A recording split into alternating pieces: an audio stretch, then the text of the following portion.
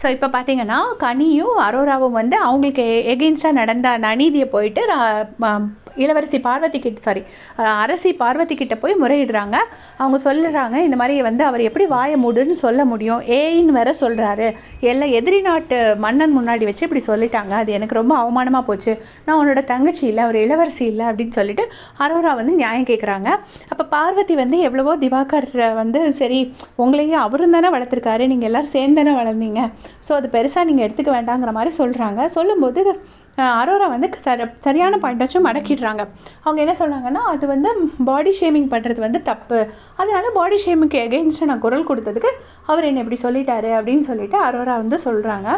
சொல்லிவிட்டு அந்த டைமில் சாண்ட்ரா வந்து ஏதோ ஒப்பீனியன் சொல்ல வராங்க. இல்லைனா நான் வேறு ஏதாவது முடிவு எடுக்க வேண்டி வரும், நீங்கள் கண்டிப்பாக தண்டனை கொடுத்தா ஆகணுங்கிற மாதிரி கொஞ்சம் ஸ்ட்ராங்காக ஒப்பீனியன் சொல்கிறாங்க. உடனே கனி வந்து பார்வதிக்கு வேண்டி சப்போர்ட் பண்ணுறாங்க.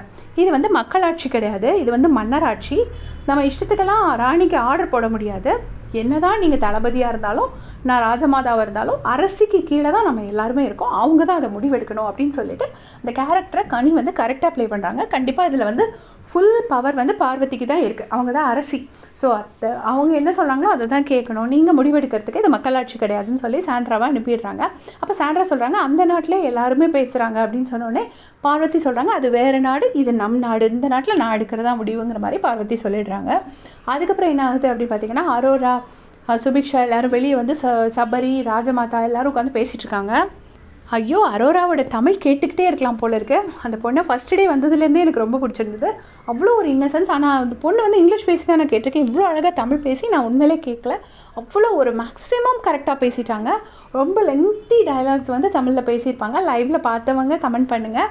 ஸோ இந்த மாதிரி சொல்லிவிட்டு இப்போது எனக்கு நீதி கிடைக்கலைன்னா அரசி பதவி விலகணும், அமைச்சர் பதவி விலகியே ஆகணும் அப்படின்னு சொல்லிட்டு அவ்வளோ ஸ்ட்ராங்காக சொல்கிறாங்க.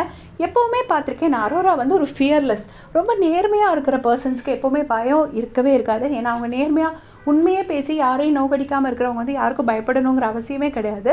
ஸோ அதே மாதிரி அரோராவுக்கு பயமே இல்லை, தைரியமாக சொல்கிறாங்க. இப்போ திருப்பியும் வந்து அரசவையில் வந்து பார்வதி கன்வின்ஸ் பண்ண ட்ரை பண்ணுறாங்க. ஆனால் திவாகரும் கன்வின்ஸ் ஆக ரெடி இல்லை, அரோராவும் கன்வின்ஸ் ஆக ரெடி இல்லை. இந்த சண்டை தான் இப்போ நடந்துட்டுருக்கு.